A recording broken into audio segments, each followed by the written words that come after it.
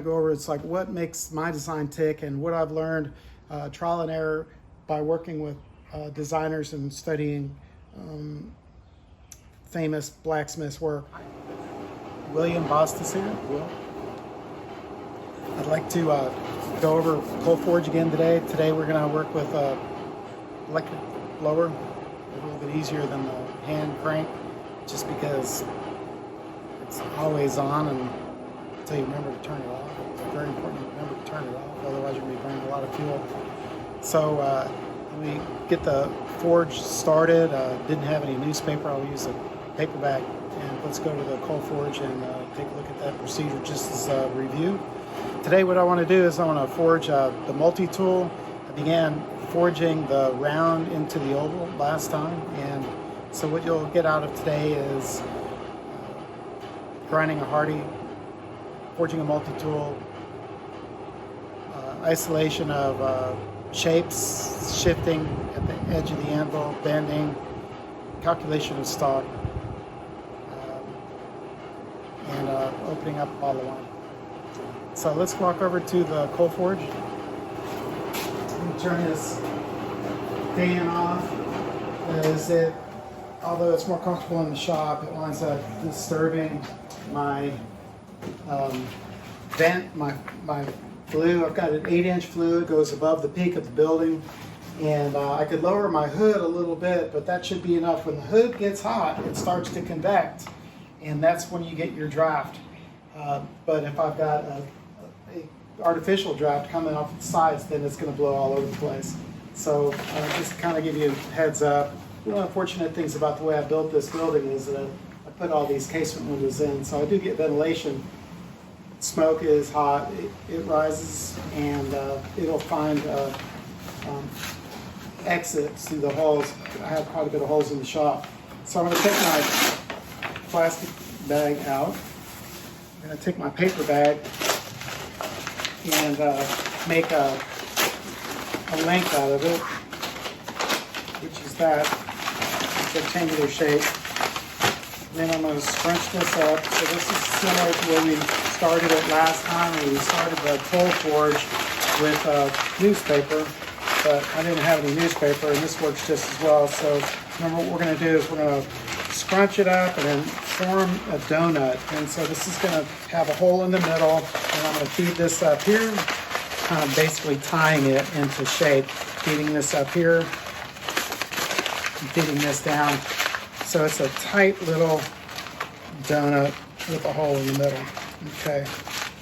So make sure it doesn't come apart, because that winds up creating variables that are difficult to rectify when you're trying to get the forge going. So again, we're at the cold forge. I cleaned it out, and what I did was I scooped out all of the dust and the clinkers that were in the bottom of the forge. Here's a clinker, and you have coal dust and some things are just not going to burn. There's another clinker right there. One of the things, if you saw the video from last time, I was using a hand crank blower, and it was quite a bit of work to get a heat, and I remembered now that the coal that I was using is has a lot of clinker in it, has a lot of ash in it, and so it created quite a large clinker in the bottom of it. So I was like working on that, and you saw when I cleaned the fire at the end of that last video that I was able to like lift that fire. And so what it reminds me is that I'm going to have to clean that fire a little bit more often because the poor quality of the coal. You want to see if you can get a hold of some Carmelite elkhorn or Pocahontas coal. You can also make your own charcoal if you've got a lot of hardwood branches and where trees are coming down in the neighborhood. You get a 55-gallon drum, and you start a fire in that 55-gallon drum, and you smother it, and you can get quite a bit of charcoal, and charcoal is going to be a really good fuel. Anyway, so if you don't have access to coal, make some charcoal.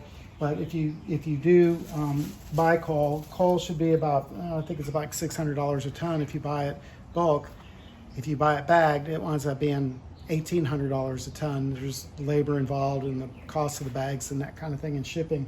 So it's a lot easier if you can locate coal or have it shipped to you bulk And the more tons you buy, the bigger the price break that you get.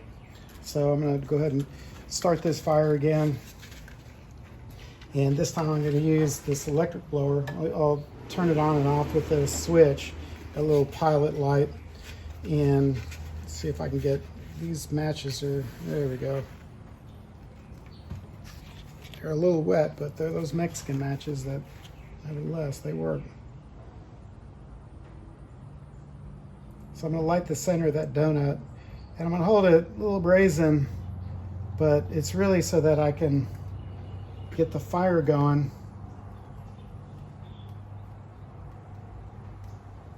Uh-oh. Yeah, if you don't get that fire going before you put it down into the fire pot, then you're doomed. So you just have to sometimes. Everything got wet. Hang on there. There we go.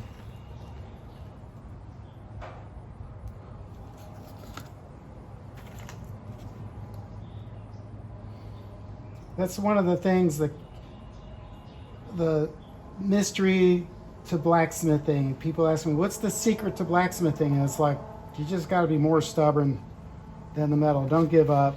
And so I could have just said, well, it's too hard to start a fire. Okay, so I've got my donut going. I'm gonna put my donut here. And I'm gonna start with the blast. And then I'm gonna start to smother this, but not in the middle. So take your coat that you used from last time. A little breathe hole there.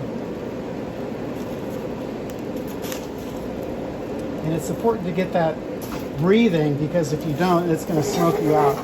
So take your coal from last time, your coke, and then mount it on the sides of the fire and then pack it in. If you don't pack it in, you're gonna run hollow real fast, because once that paper bag consumes, there's nothing gonna be left, and the paper bag won't have anything to light. So just make sure that you got a vent hole so that sometimes it's best too to like not mess with it until you can get a flame. And there's my flame.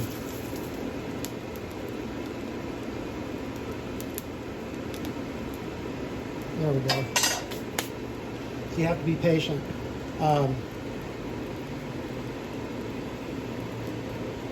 I'm going to scoop more coal onto the side and push it down from there. My flame here, so it consumes some of the smoke.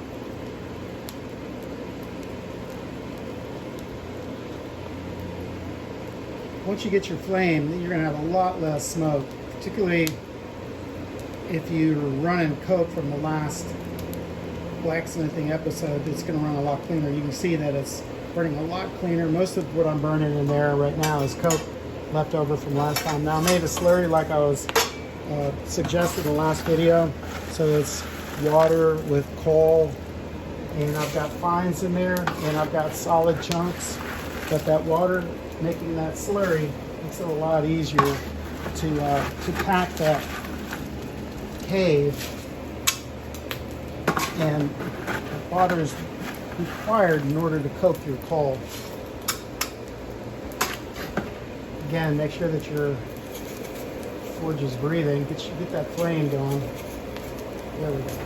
And the flame consumes the volatiles. The heat coats the coal.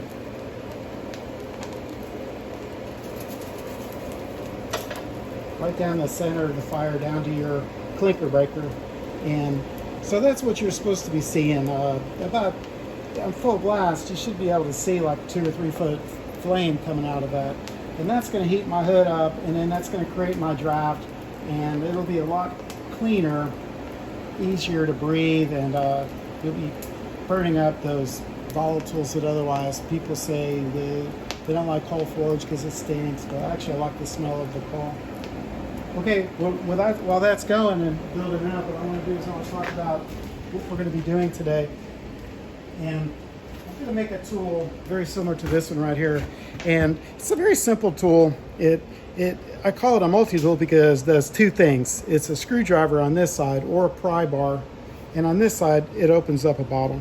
So if it's got more than one purpose, then it's a multi-tool. But it's gonna give me an opportunity to talk about this idea of square, octagonal, round. Now, if you go round, you're gonna go round, oval, square, octagonal, and that octagonal would, the next shape would be round. And I'll demonstrate that. So if I was starting with square, it would be square, octagonal, round. And Frank Turley was a blacksmith. He's still out there in Santa Fe, New Mexico. He was he instituted like the first blacksmithing school for the Renaissance of blacksmiths in North America. And if you wanted to study with Frank Turley, that was definitely a feather in your cap. And Frank Turley talks about this like that SOR, and it stands for that square, octagonal, round. Now we go to the anvil and we hammer our stock. It's going to go, it's going to be flat on the bottom and flat on the top. And then when this gets wide, then we want to moving out of containment. And so we want to make sure that that stock is contained. Containment is 1 to 2 or 1 to 3. But if I went 1 to 4, I want squished down too far, then it's going to be difficult to rotate that 90 degrees and pack that back in. So this is where we are here. I forged 8 inches of stock. I got 8.5 inches. Start off with 8-inch round. I got 8.5 inches of oval. I stopped when it was about 3/8 by 5/8. And the next thing I'm going to do is I'm going to rock it on the pooch.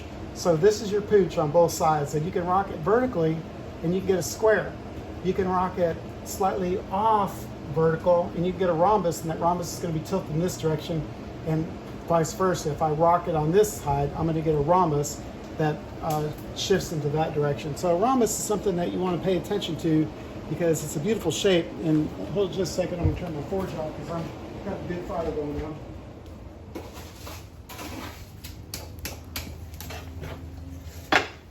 So we got our good fire. And so this is the sequence that I'm going to go on: round, oval. I'm going to rock it on the pooch to the vertical. That way I'll get a square. And I'm going to forge it square. Now it's a forged square. A forged square is a radius to edge, not a sharp edge. And in fact, that forged square with rounded edges is easier to rock on these pooches to forge it into an almond shape. And the almond shape is the precursor to the octagon back to the round. And so we're going to go through these geometric shapes. And every time you go from, like, for instance, 1/2 inch round, and I go through oval, square, almond, octagon, and back to round, I'm going to knock it down in size. I'm going to say a 16th. So if I go back to, if I needed a 7/16 round, I would start with 1/2 inch round, forge it through this sequence, and I'd wind up with my 7/16 round. So keep that in mind, that metal is going to stretch, and that's what metalsmiths use, that it moves in the directions that you want it to flow.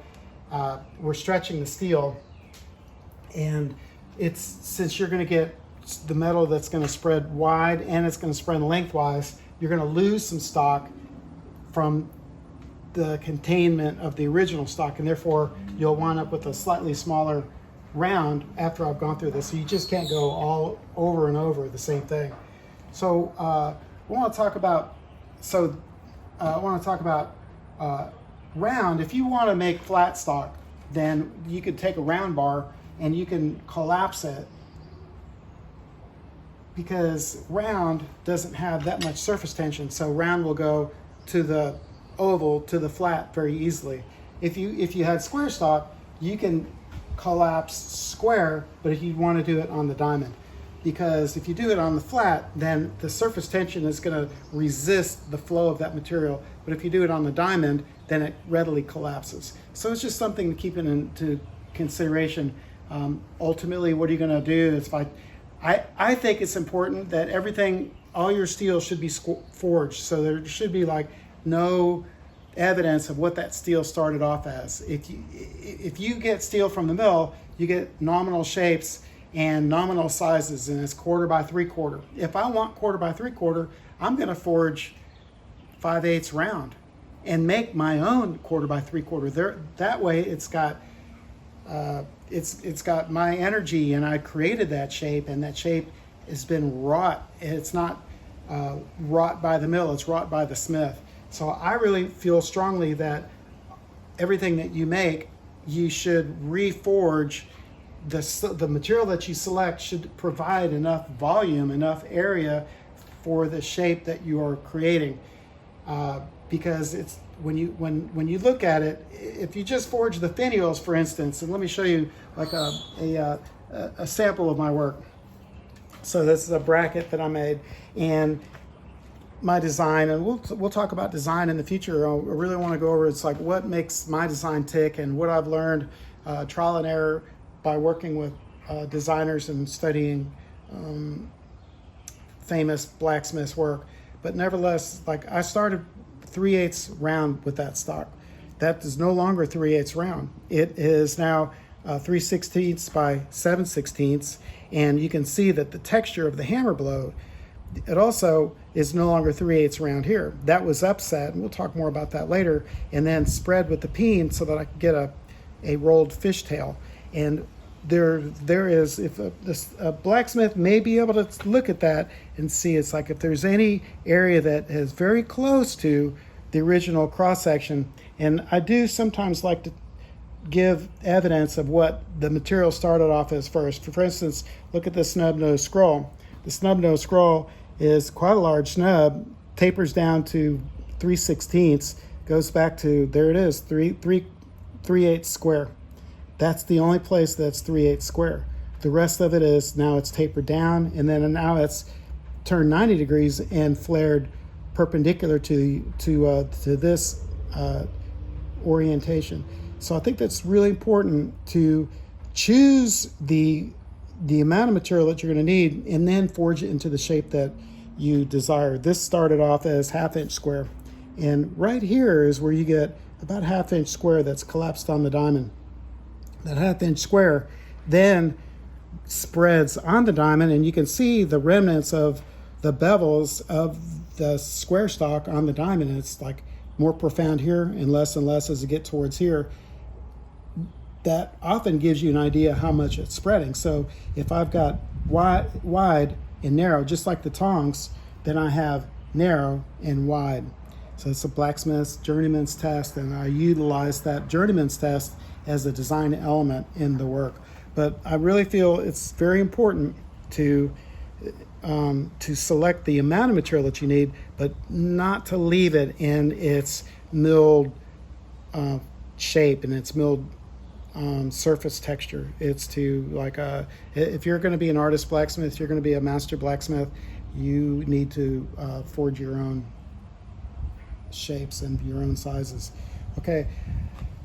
So we'll get into brackets and light fixtures and tools later in the series, but today it's baby steps, and today we're going to be forging this shape. And this again is it'd be square, octagonal, round, but we're going round, octagonal, square, and we'll be vacillating between those because there's just no other way of creating that shape going from round to round in a smaller cross section. You have to go through this intermediary sequence of shapes. So I also wanted to just emphasize how much round has versus how much square has. So if when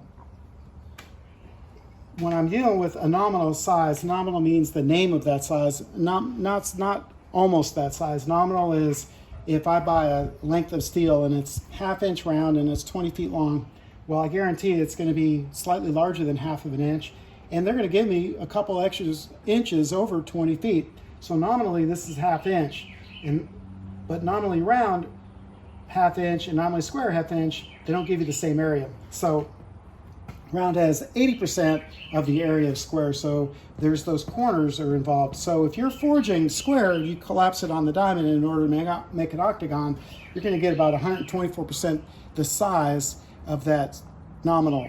So if I start off with 1/2 inch square at 124%, if I forge that on the diamond into the octagon, I'm going to wind up with 5/8, an 1/8 inch larger.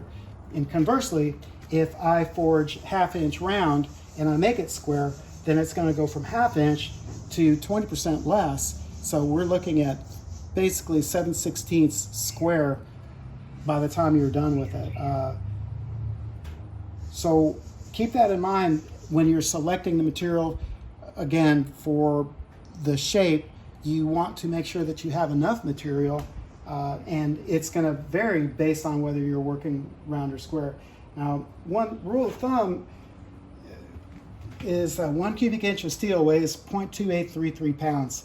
So it's a little bit under 1/3 of a pound.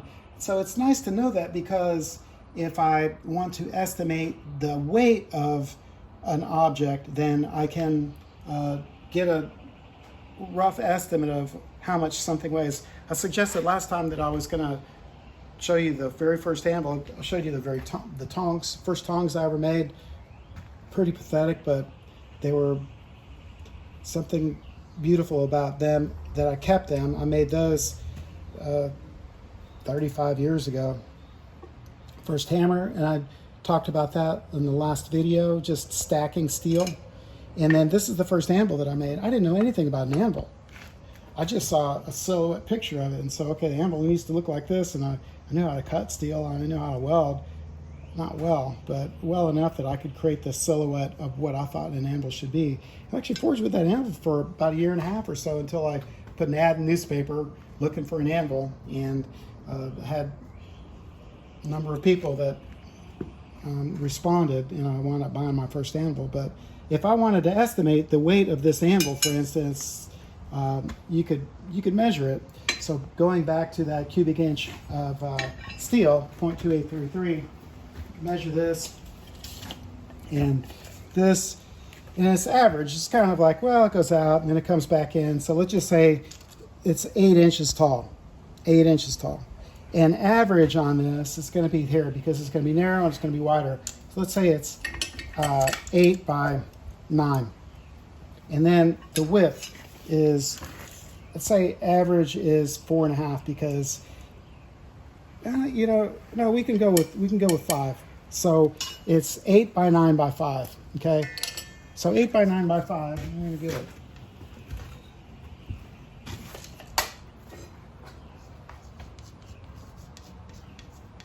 Eight by 9 is 72 times 5 is equal to 360. So if I use this formula, I go 360 divided by 0.2833, which is roughly 1/3. So we're looking at about 100, a little bit less than 1/3. So we're looking at about 110 pounds. 110 pound anvil. That's actually a very common size of an anvil, 110 pounds. I didn't know. And it's not like I'm a genius or anything, but I extrapolated from the pictures, and it turned out to be a pretty functional anvil. I even cut successive hardy holes into it, and so so I knew that I could use tools that fit into a hardy hole. It also had a picture that had a round hole. I didn't know what it was, but it had successive round holes in it, and that's my pritchel. I had a smaller pritchel too, bugs in it now, but so it's actually kind of handy. Hopefully nothing flies out of there, but it's actually kind of handy having several different pritchels. So my point on this is just to kind of show you where I started, the kind of passion that I had when I was trying to learn, and I didn't have a master to show me what to do and what to expect and how to conceive all of these things. And that's really what I want to do for you. And it took me a long time to learn, and I want to lessen that time. I want to give you a head start if you want to be a blacksmith. So you want to be a blacksmith bad enough? Make your own anvil. You can make an anvil if you have a forklift, like access to a junkyard.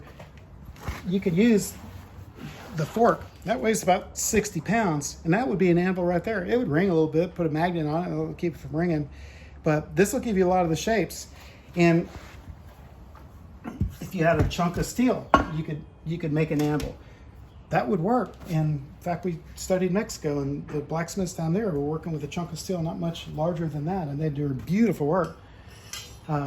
You can also make franken anvils if you want to. You can just like start. You could cut this. We forged it under the power hammer, but it could be cut, And what I did is I made a double bick anvil. So it's a square horn, so round horn. And I made a shelf, and that shelf is welded on. It doesn't have to be forged into it. It doesn't have to be cast. That shelf has a hardy hole in it. And so you can use your hardies, your swages, and that kind of thing. I also got a pritchel. And I'll show what this feature is for in the future. But for now, we'll just say that this has got some interesting features on it.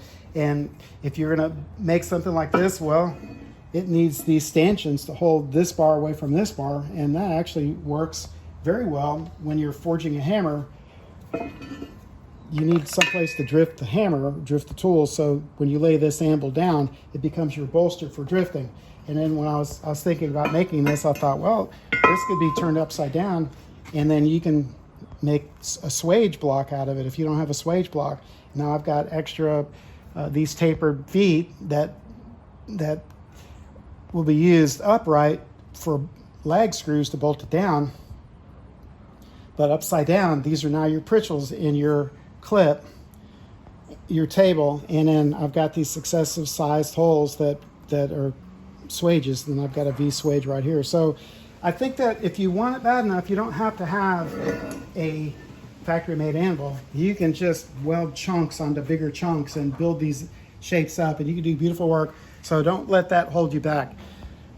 So another one of my philosophies is that you don't have to have the exotic things or the store-made things, the factory-made things, the antiques, the right forge welding flux.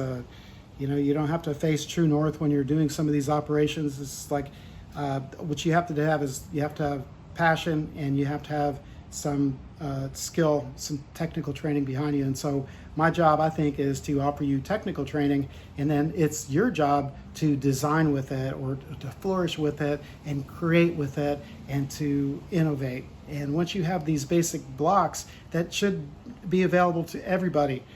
The fundamentals are the same. They've stayed the same. There are some modern improvements. For instance, the treadle torch. We talked about the ribbon burner and that kind of stuff. But for the most part, if you have these fundamentals, then the only thing that will hold you back at that point in time is whether you are free with your imagination and understand this concept of design. And we'll talk about that more as it relates to blacksmiths. But I think that if you don't have the fundamentals, then your feet are tied together. It's just going to be really difficult to run with this. Okay, so I don't think my forge went out, but we'll see if I still have a fire. I've talked quite a bit. And I'm going to nurse it back because if you've got a little bit of embers in there, it's important not to just blow it out. And I should have kept an eye on that. Let's see if we where there's spark, there's fire. So I'm starting to see a little comforting glow in the bottom of that. Okay, so we still have it. Now, if you wanted to bank your fire, say for instance you're going to go on this long, expressive dialogue, then you can take a little piece of hardwood and you can open up your fire a little bit and shove that hardwood in the middle of your fire pot, and then cover it back up with coals. And what will happen is that will catch on fire and it will smolder. It'll be just like charcoal. And then when you're ready, say for instance 30 minutes or lunch or like an hour later or something like that, when you're ready, if that hardwood was buried in your embers, then you can just crank your fire right back up. So here is my fire. I was lucky.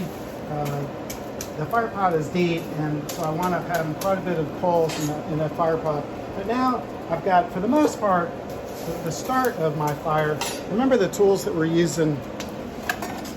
We've got a shovel.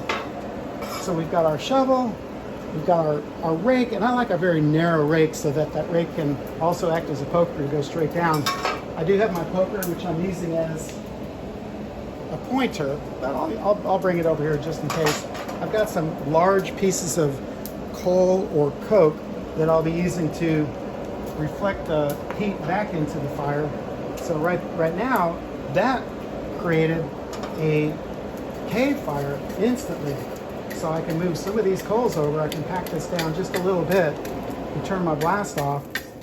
And there's my little cave. And let me tell you, that's a really good, efficient fire. Now, you also want to control the spread of the burn this is coking, and so it's going to congeal into hard pieces.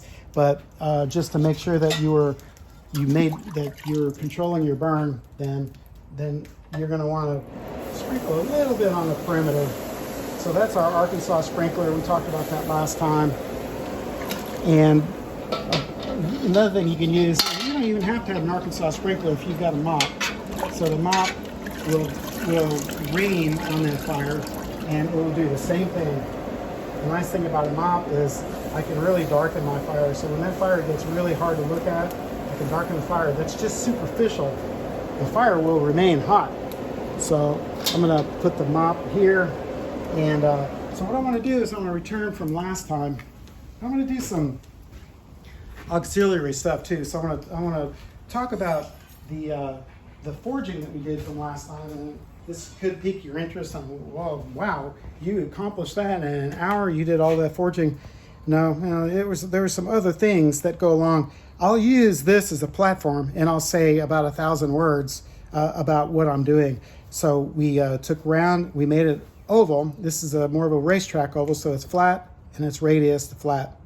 And also wanted to make sure that I had a clean transition on this side that matched on that side. So I think that transitions are super important, and that's a mark of a good smith, is if it just doesn't like taper into that shape, but it goes from this shape and abruptly it goes into the next shape. So I'm going to be talking about that. So what I'm going to do next is I'm going to forge this area. I'll probably forge it in 2 different heats, but I want to have reserve heat in the area that I don't plan on forging, both on this side of the bar and on this side of the bar. So I'm going to use a practical method of measuring. I'm going to say I'm going to skip the width of the hammer, and I'm going to forge a square, a width of the hammer away from that oval. So I'm going to have a series of different shapes that come down. So again, we talked about that in one of the videos already. It's memorizing. This is 4 inches. This is 8 inches. Measuring the parts of your anvil so that you can have practical measurements. The anvil, the hammer is 5 inches long. So these are practical things that we get into. You can also have more rigid or like regimented ways of measuring. And so each one of these, this is a go, no go gauge, and I made it. I just used the bandsaw. I forged this end, but you don't have to forge it either. So I cut that out 3/8, 4/8, 5/8, 6/8, and somehow I missed 7/8, but I went up with 8/8, 9/8, 10/8, 11/8, 12/8. This is really handy at the power hammer, but if I wanted to find out what size this is about 9/16 by 3/8. So it's a little bit, yeah, it's 9/16 because it's too wide for that and it's too narrow for that. So this is that 3/8 by, this is that 1 to 2 more or less of the proportion in order to keep that stock contained. So now what I want to do is I'm going to skip the width of the hammer. I'm going to forge this into square. I want to have reserve heat in this that I don't intend to forge, and I want to have reserve heat in this that I don't intend to forge. If you don't put reserve heat, in other words, if your heat doesn't bleed into this and into this that you don't intend to forge, you'll have a real abrupt heat, and it'll be really hard forging this. It'll be soft here, so it's going to be a lot easier if I've got extra heat on this side and extra heat on this side, even though I won't use it. So I'm going to put it in the fire, making sure that I put it in the fire where I want it. And again, we talked about this last time. If I can create a little flue with the poker, and then that'll be the hottest part of the fire. Now, I've got a cave fire, and I can have a tunnel if that's poking through the other side. The cave is going to be the most efficient.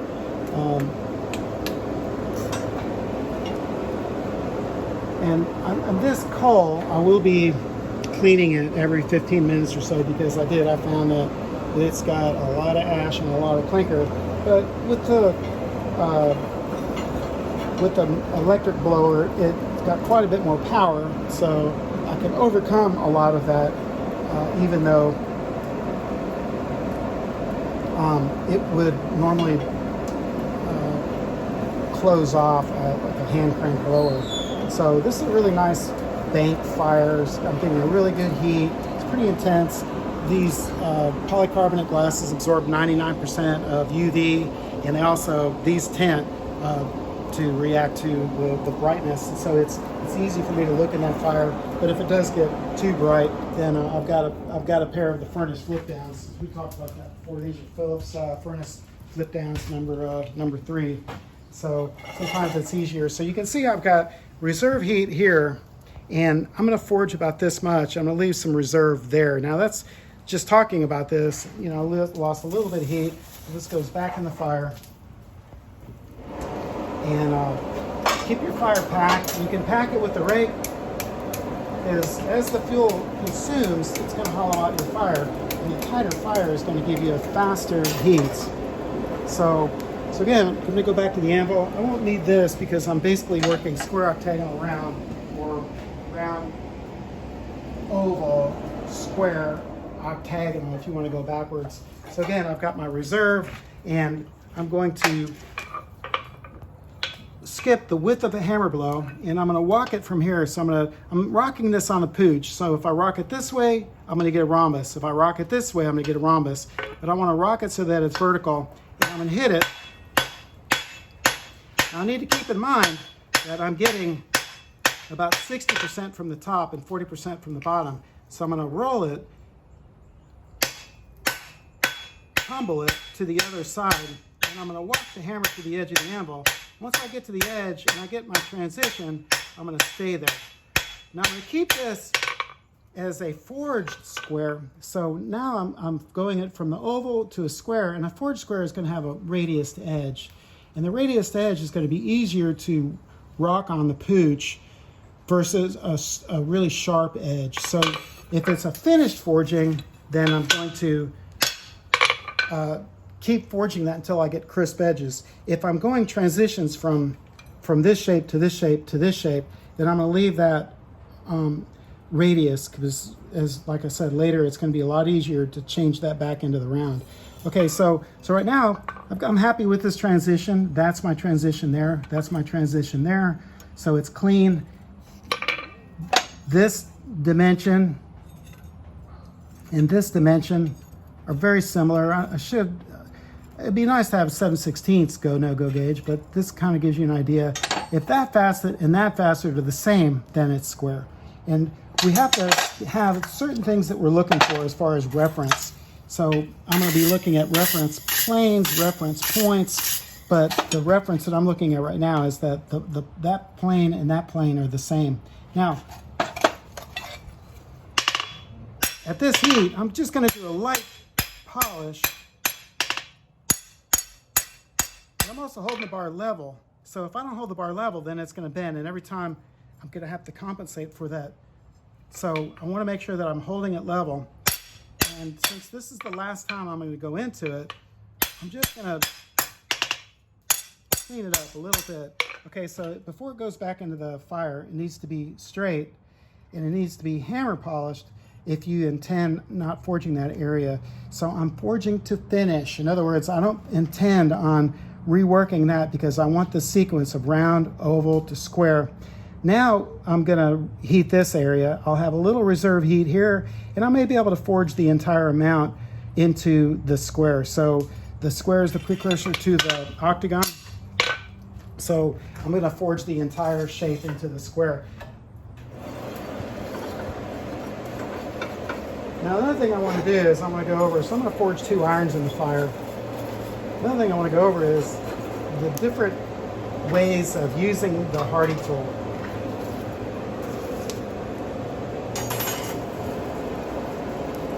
Give myself a little cave there.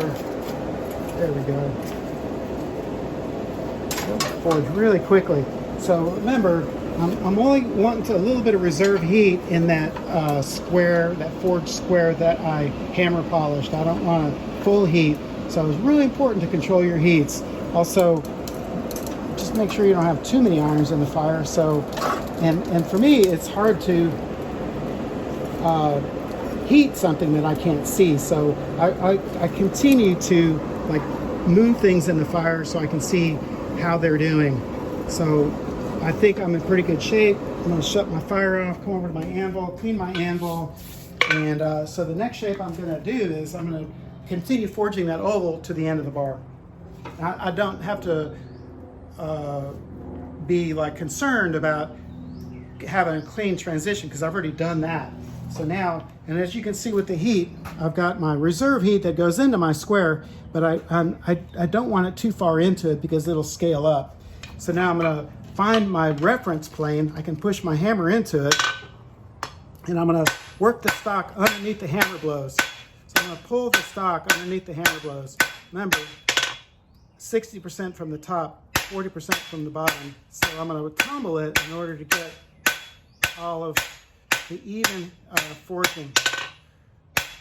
Work 90 degrees. If you expect that metal to spread this way and this way, then you have to be consistent with your hammer blows. Do a little hammer polish here. Now, sometimes I will overforge one plane, and I got a little bit of a rhombus here, and I'll show you what to do in order to get that out. But sometimes I'll overforge one side because I intend on going to the adjacent side and polishing it. All right, now I did not go the whole way because I didn't have enough heat to go the whole way. So I stopped and I forged to finish this area. Now what I need to do is that it collapsed a little bit off of the square. So it rocked a little bit this way on that pooch, and I wound up having this right here. If I rotate this rhombus 180 degrees, I'll have the rhombus facing this direction. So right now I've got a little bit of a rhombus that is slightly out of square. And so if I took this like a house, and if I just scooched it over, then I could make that house with plumb walls again. And the same idea here. If I have a force that goes this way, then I can pull that up to make it vertical again. This force would have to go this way. So there's a couple different ways of correcting a rhombus. One is to scooch it over. And I'm going to show you a scooch, but I'm also going to, later on, I'll show you, so I'm going to scooch it over. Later on, I'll show you collapsing the long axis of your rhombus, which is a diamond shape, collapsing it and then forging it back. But the scooch is something that you should practice because it doesn't diminish the cross section that much. If you hammer it on the diamond, you're going to take the corners off. A better weight on that, but I'll show you in clay. Let me show you in clay real quick. So what I have is I have a shape that I moved over like this. Unfortunately, it's not the shape that I wanted, but I need to correct it, and so I'll show you. So this is square, this is a rhombus, and the rhombus will give you a diamond, and that diamond is going to be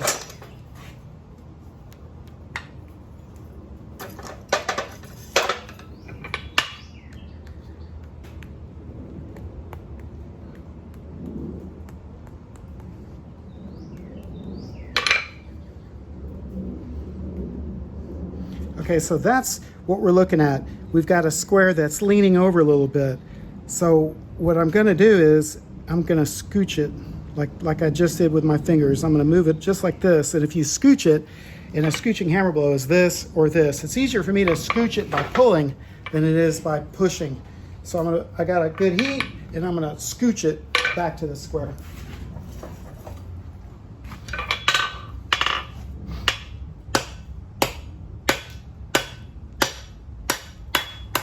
That's it.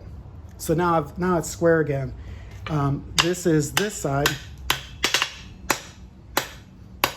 When I learned blacksmithing, the first job I had working with a blacksmith, he said, that's not a hammer blow, and you never hammer like that. Well, you would if you wanted to scooch that metal and forge it back into the square. Now that is back into the square. So a hammer polish my oval, hammer polish my square.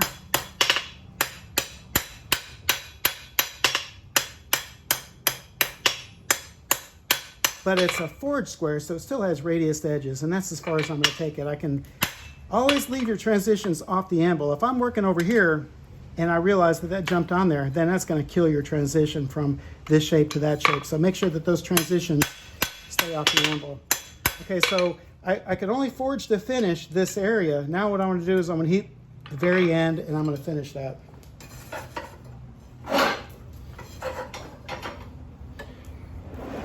While that's heating, I'm going to make a cut.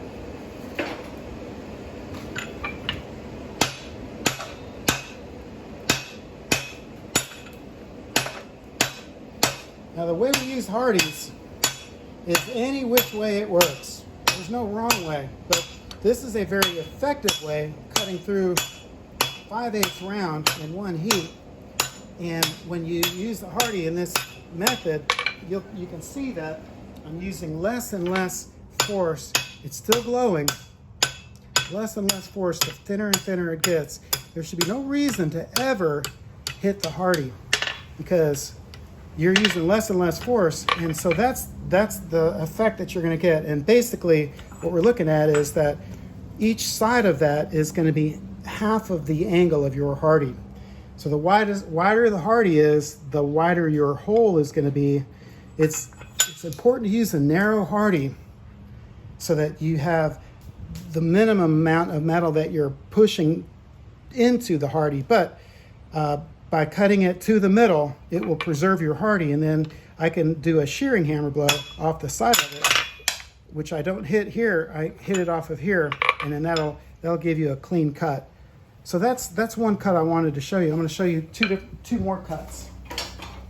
So again, I'm going to remove my Hardy. Now I've got my reserve heat in here, even though I'm not going to forge that. I'm just going to forge that. Now I'm going to make sure that when I rock it on the pooch that I'm vertical. Last time I wasn't really paying attention. Now a little bit lighter as I get here. So hit light on the very end. Hard. A little bit lighter on the end. If I don't hit light on the end, it'll forge a taper. And I'm not ready to forge a taper. So right now I'm hammer polishing.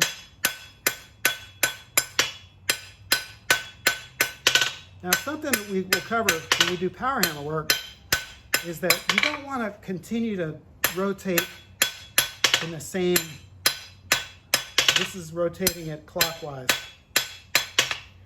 Because what will happen is, eventually, so I'm doing this, but I want to show you that some blacksmiths get into a hypnotic spiral and they'll continue to rotate it towards them. Well, when you're holding onto it with a tight grip and you're hitting it, and if your hammer blow is just that the stock is just slightly off of the anvil, what'll happen is it'll set up a twist further in your bar. So my suggestion is that to get used to when you're tumbling, say for instance I'm hammer polishing, we'll change the direction of your rotation so that you counteract that tendency towards a twist. And you'll see it down here, and the worst is when you make leaves and you see the stems of the leaves, they're starting to twist up. And if you get a twist in the stem of a leaf, that leaf is a goner. It's got a shut in it, and a shut is basically just a fold, and a twist can make a fold if it's twisted tight enough, and it's going to break off. So it's important to watch out what's going on here while you're forging over here. And so tumble it initially, because the anvil is supporting the work. It's chilling on the anvil, and when it chills, it's not going to flow like if you were to pour like molten metal, you would see that it would just flow in all directions. From the top, it's not getting as cold, so you're getting more work from the hammer than you are from the anvil. So initially you're tumbling because you want to make sure that your forging is consistent. But then when you're tumbling, also vary the direction of your tumble, because if you don't, then you're going to get a twist, and oftentimes that twist manifests itself into a shut, and it'll break off. Okay, so we've got round, oval, square. Now what I'm going to do is I'm going to heat this area with a little reserve in here, and I'm going to rotate it on the diamond, and that diamond is the forged square, so it's easier because that radius is a lot easier to make sure that you're staying on the diamond versus a hard edge. A hard edge will have a tendency to flop over, so the first thing that I do when I do this is I'm going to do a light planish of that, and a planish is where it's a light hammer blow to smooth things out. So you can do overlapping hammer blows to planish. So I'll get my reserve bead in here, even though that's gonna remain a forged square. I'm gonna lightly planish this on the diamond. And my cameraman is gagging for air. Is it hard to breathe in here? Okay. So remember, keep feeding your fire when you're. The nice thing about a coal forge is a coal forge is like driving. You just got to pay attention to it all the time. Gas forge is like taking the bus. I don't know, anybody take the bus? Take the bus is a real lesson in humility. But taking a cab or something like that, so somebody's driving for you. So a coal forge, you actually always have to drive, and that means that as your fuel is consuming, then make sure that you're replenishing that fuel. And if you're careful, you can forge 50 pounds. I've heard people say 50 pounds less than several days. I don't know how to do that, but I think 50 pounds in a forging session of like 4 or 6 hours or something like that. And that means making sure that your coal is wet, that you are controlling the burn either with the rag or the mop or the Arkansas sprinkler. And you're only using the blast when you need it. So I'm gonna let this soak in the fire, and I'm gonna show you a second cut at the Hardy. So if you want both sides to have, and let me show you this in this graphic. So the first cut that I made was a bevel on both sides. So you saw that what was remaining was I got this angle and that angle is the angle of your Hardy. But if you want, say for instance, you're forging a point, like a point of a leaf or a spear tip or something like that, well, you can anticipate that shape. And if I tilt my bar down after I incise it, then I can have a taper on the bar that I'm holding, and it'll be square on the other side, and vice versa. If I want a taper on the other side, then it needs to be tilted. After you incise it, you have to have that trowel in order to support this. But after you incise it, then you tilt it. Now, when I tilt this, I also have to tilt the hammer blow. So notice when I'm hitting here, the hammer's coming square. When I'm hitting here, the hammer's coming straight down, but tilted. When I'm hitting on this is being held like this, the hammer's coming straight down, but tilted. So it's not a glancing hammer blow, it's an angled hammer blow. So let's see what that looks like. Remember, so when I pull stock out of the fire, and I have to remember when I'm here because I don't have a lot of people to work around, but always drop the stock to your side. When you get to your anvil, then you bring it up. But don't walk around like this. It's a very dangerous thing to do. So I'm going to make the same cut, but first I'm going to incise it, and I'm pushing down on it a little bit, and I'm re-indexing it in case I'm not sure that it's still, that's my re-index, that I'm still on the blade.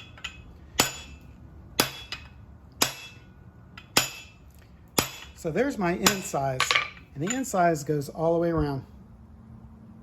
I'll straighten this, put it back in the fire. It's important to forge 2 irons in the fire. Not too many, but 2 irons if you can, because while one is getting heated, the other one is being forged. So you're going to get 50% better efficiency. So I'm going to let that cut soak, and I'm going to rock this on the pooch. So I'm going to come back over here. I'm going to skip the width of the hammer just as an arbitrary measurement. I'm going to make sure that this is vertical through the diamond, and I'm going to walk my hammer towards the edge. Now, so I started here, I walked it this way. Now, making sure that this is my point of reference, that stays vertical, I'm going to lightly planish that forged radius and light here at the end, not too hard, because if it's too hard, then it'll create that taper.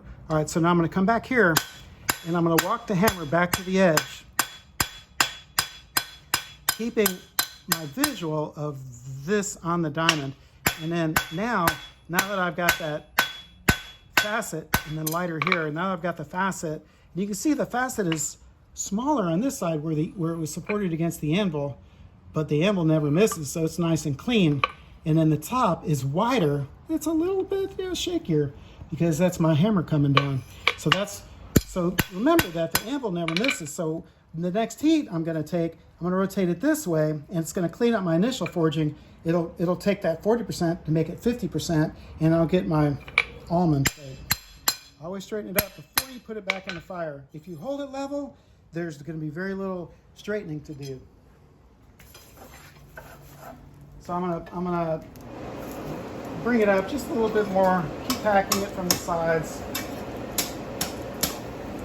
using my pawl on top in order to give me a bank fire, a little cave.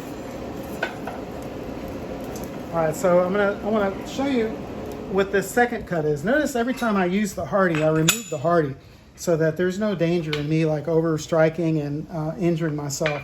So it's very easy to injure yourself. It's very easy just to remove that hardy. So the second cut, so say for instance I wanted pull this. It's nice to have water next to your forge. It's going to get hot eventually. So what I'm going to do now is, now I've got an end size, I'm going to drop this, and now also I need to angle my hammer blow. So now the hammer blow comes in just like this. So the result of this will be a point on my side. Put my glasses on here.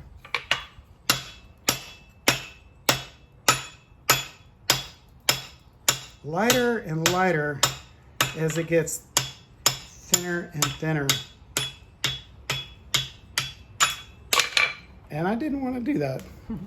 But you can see I've got a point on this side. And the other side, let me grab my tongs. The other side,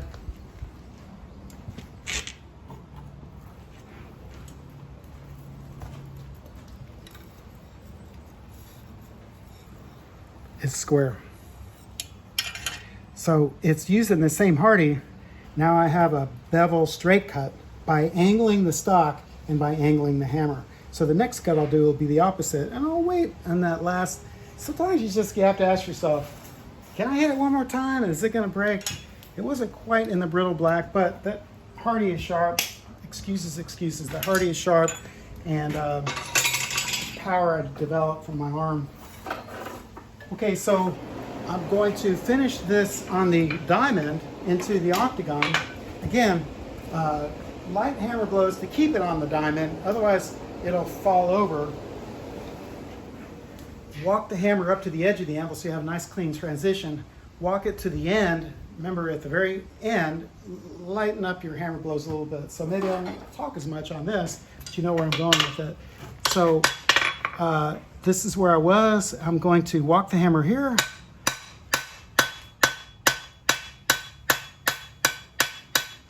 Until I get a nice clean transition. See on both sides how my transition is. Now I'm going to hammer the rest of it. And light here, because if I don't, it's going to wind up tapering. I'm going to take these off. These are pulling my glasses off. Flip it around. Start here in the middle. Walk it towards the edge. So you get a nice clean transition. There's my transition top and bottom. I'm happy with that. And now I'm looking to see that the width of that band is the same. And so it's a little wider here. It's not as wide here. So the wider it is, that means that, and we're at the very end of this forging heat. So a little bit light hammer blow, just at the very end. And I'm comparing this band to this band. They need to be the same, so this needs a little bit more work.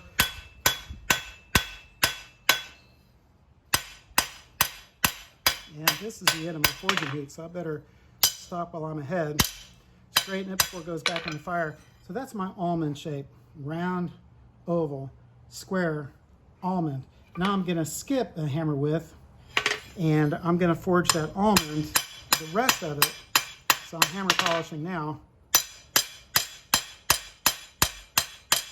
I'm gonna forge this into octagon. It's just the natural transitions of the shape from the round to the square to the almond to the octagon, and Each one of these intermediate shapes are useful in smithing. So I showed you on the bracket, if you forge square on the diamond, you get the almond, and the almond eventually collapses into flat bar, and you get that really nice beveled, double beveled top and bottom. And if you, so where do you come up with that shape? Well, it's the fundamental. But use these intermediate shapes in your design. Use these intermediate shapes to make the piece more lively, make it more interesting, have a lot more depth. So I think it's important to go through these things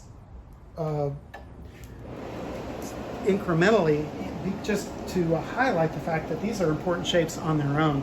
So now I'm going to make that third cut, and these cuts are something you can practice because you don't want to. So first I'm going to incise it.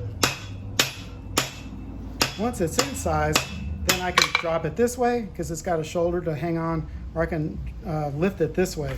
So I'm going to lift it this way, and the hammer blows that come down are angled hammer blows to match the angle of your bar. So the end result of this will give me a clean cut on my bar that I'm holding, and it'll give me a point on the end that's either the drop, or that would be the bottom of the forging that you want to have a point on it. So this time I'm going to be real careful about not breaking it off, and I'm going to give you an intermediate view of that. So you can see that I've got all of the taper on the drop, and I've got a nice square shape on that bar that I'm working with. And I use this all the time to prepare the end of the bar or to clean up the end of a bar. The hardy, it just gives you so much control if you understand this idea of tilting the bar and tilting the hammer, incising it, cutting it like a pipe cutter all the way to the center.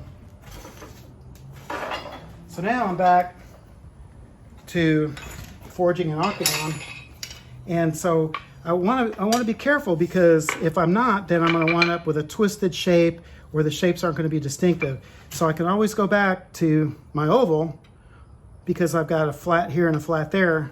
I can go back to my square. That's going to give me two planes of reference. My square is going to give me my point of reference. So I'm going to go to my square as my point of reference, and I'm going to rotate that on the diamond.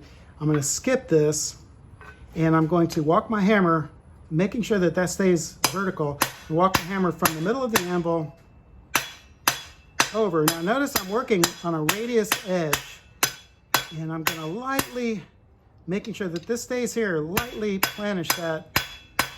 I don't have enough heat, but I've got now my light planish, and it'll keep it on the diamond. So I'm looking at this while I'm forging that, because I want to make sure that that stays vertical.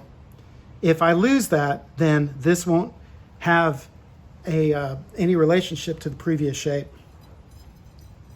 So the points of reference, the plane of references, very, very important. If you lose where you're at, especially when you're going from this round, oval, square, on the diamond, refer back to the planes and the points as where you are on the anvil. So the radiant heat is coming off of these coals. I just blast every once in a while to keep it hot, but you can see that that's enough heat to finish that cut. That's another thing to take in consideration, that since I made that cut, the heat doesn't transfer very well into the parent bar, because it's necked down that conduit. So to finish this cut, I'm hitting it straight up and down at an angle, and it's the angle that I'm holding it at. And take a look at it once in a while, unless you feel lucky, but you don't want to hit your hardy. And be on the safe side. So that's about as far as I want to take it. To be on the safe side, instead of shearing it, so I don't mind shearing it here, but if there's a dog in the audience, or if there's anybody that you're concerned about, then bend it back and forth at this point in time. Just break it off at your heel, and watch where it goes, because when you step on those things, they can destroy your boots. Now, what's left from that cut is just that little nub, and I can shear that little nub off if I want to by holding it like this and then hammering it. And what that'll do, almost got it, a little bit more. I'm gonna catch that on the Hardy, and I'm gonna hammer past it. There it is. So that's how you make that cut clean, and that's as clean of a cut as you're gonna get without having to use a saw. So Francis Whitaker would say, you know, when you're working hot, do everything hot. You know, working at the anvil, use these processes that are associated with the anvil, and vice versa. So we're working hot, and if I need a clean cut on that end, then now I know how to use that Hardy and to not only get a clean cut and a controlled cut and prepare that end, but also how to absolutely clean the end of that off. Okay, so that goes off to the side. Those are the 3 cuts. Always remove your Hardy. Always clean your anvil. Make sure you start off with a clean anvil. Drop your stock to your side until you get your anvil. Now it's hot, so it's hard to see, and so therefore I have to rely on these points of reference. So I'm going to rotate this to my point of reference. I'm going to walk this over to the edge of the anvil so I can get a nice clean transition. So this was initially the anvil side. I'm holding everything 90 degrees and level, okay? So I'm going to rotate it again just to take a look at my transition.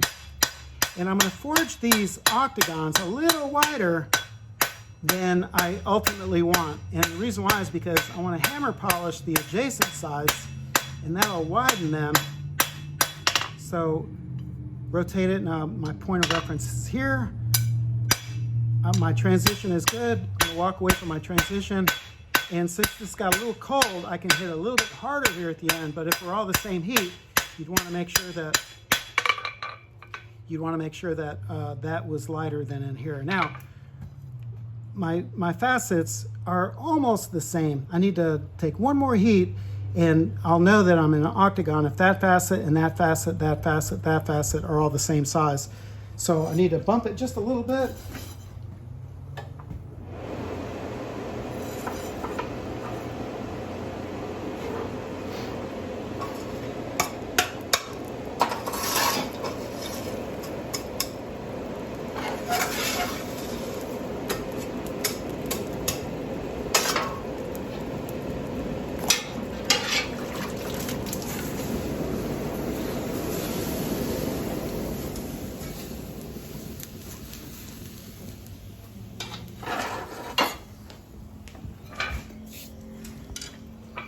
Okay, so looking back at my points and my planes of reference, now I'm going to even up my facets a little bit lighter there at the end.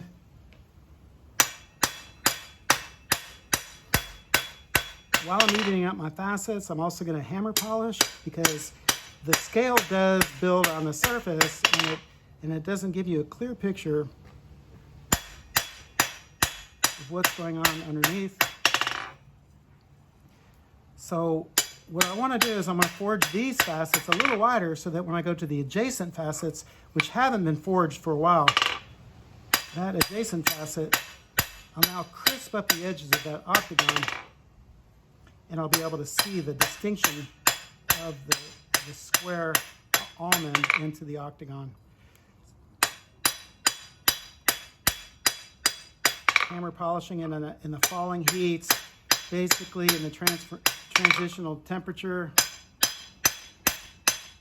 And I'm looking for all the facets to be the same size, and I also want to make sure that I have a real clean transition.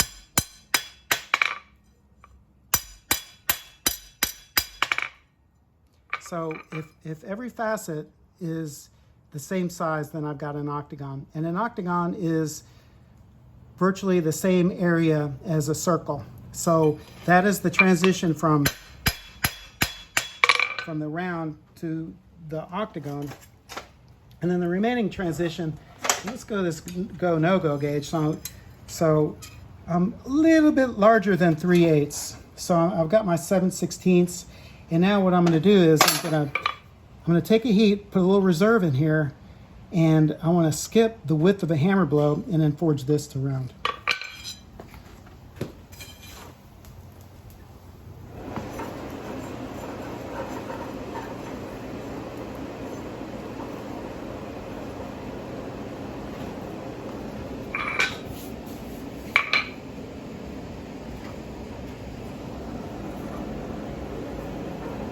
on the edge of the octagon.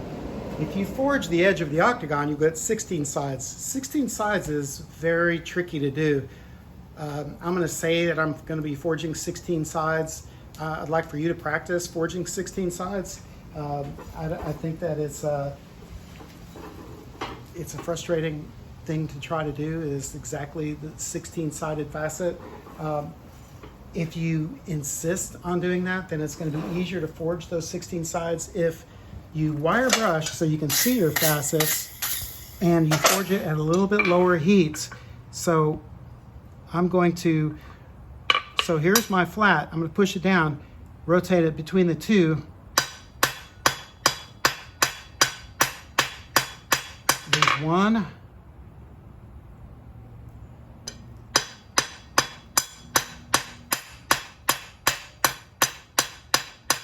Two.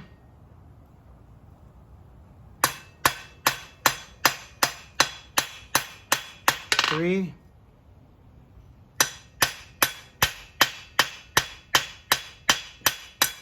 Four. Now many people would say, well, that's not 16 sides, but it is, because I forged 4 corners, the anvil forged 4 corners, and so that's 8 corners that I now created 8 new facets, so it's 16 sides. Now the problem with forging 16 sides is that the anvil is not going to be doing as much as the hammer is, so the facets that I forged with the hammer are going to be wider than the facets and not as clean as the facets that I forged with the anvil. So to see the 16 sides, hammer polish on your initial octagon sides, and I'm using the octagon here to be able to see it.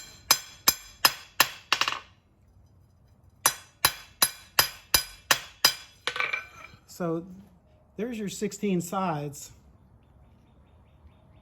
And again, it just complicates things because of the 60-40 relationship of the hammer to the anvil. And if you're trying to do all of these other things all at once, in other words, like have these clean transitions, then there might be an errant hammer blow here and there. So that's our sequence: round, oval, almond,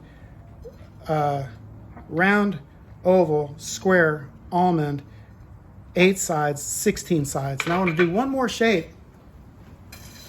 And we may call it a night after this shape. That's a lot of information, and I'm probably at an hour, and I don't want to bore you to death, but I'd like for you to take this square, octagonal, round and practice this so that you can practice your transitions, practice your reserve heats, practice paying attention to your reference points, and then seeing how clean that you can hammer polish by overforging the adjacent facet. And when you go to hammer polish, then each one of these facets are going to be the same. So with that last little bit of, I've got about 2 inches of round, 16 sides. I'm going to forge a hexagon. So to forge a hexagon, you forge it back to the oval. Then you rock it on the pooch 60 degrees and you forge another facet. You go back to the initial oval and you rock it on the pooch the opposite way and you forge a new facet. When those 6 facets are the same size, then you have a hexagon. Okay, so here's a hexagon, and I'm going to forge. I'll leave a little bit of. So I've got my octagon, my 16 sides. I'm going to split the difference on that. So I also have to think: should I forge the hexagon in relationship to the octagon? And I think I will. So I'm going to walk the hammer over here. So this is my oval, and I'm forging it so that it's clean shape, making sure that this is all the same flat. I'm going to rotate this 60 degrees approximately. I'm not a protractor, but I think that I can guess close to 60 degrees. But the next rotation will tell me how far I need to rock it on the pooch. So that's my initial oval. And then when I roll it up here, I'm going to split this angle with that angle. When I split those 2 angles, it will have the angle that I need. So the steel itself will tell me where my hexagon needs to be. So I'm going to reheat that because this facet is smaller than that facet. But remember about this point of reference. If I don't have a point of reference and I'm forging that hexagon, it's going to be all over the map. So I'm going back to either the point of the square on the diamond or the flat of the square on the flat, and that's my point of reference. And then understanding this concept of rocking it on the pooch, where I take it and I rock it so that it's 60 degrees, and then I hammer that down, and then I go back to my initial oval and rock it this way and hammer that down. So I'll know how far 60 degrees is by the two angles that are coming up, and I'll have that pooch at the top. So that's not it, that's it, that's not it. So rock it on the pooch. Once those two angles are the same, they're going to be 60 degrees, but you'll be able to see it. Then when you make that final hammer blow, then you'll have your hexagon. So the hexagon is something that's tricky for people to pick up because, well, a lot of times they just over forge. So going back to my initial plane of reference, so my initial plane of reference is here, and I rotated it up here, go back to my initial plane of reference and go here. So you have to rock it equal and opposite. Now, when each one of those facets are the same size, and I'm paying attention to my transition,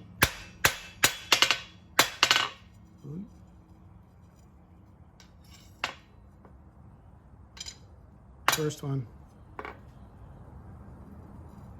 second one,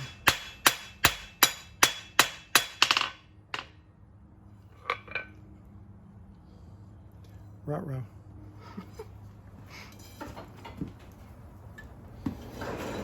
I fancy myself be able to talk and forge at the same time. Sometimes my mouth gets ahead of my hammer. So it's gonna shift that, but ideally you squash it, and then squash it, and then squash it, and then you'll come up with a hexagon.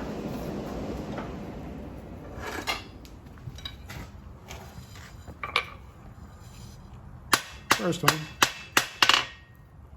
second one,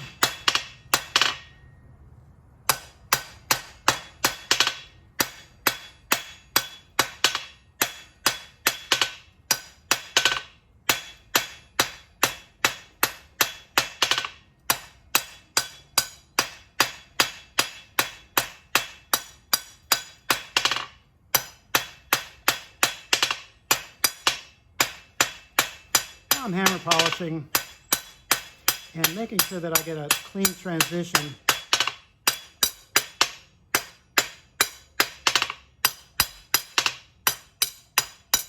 Make sure all the facets are the same size. So there's my hexagon. That facet and that facet, that facet, that facet, that facet are all the same size.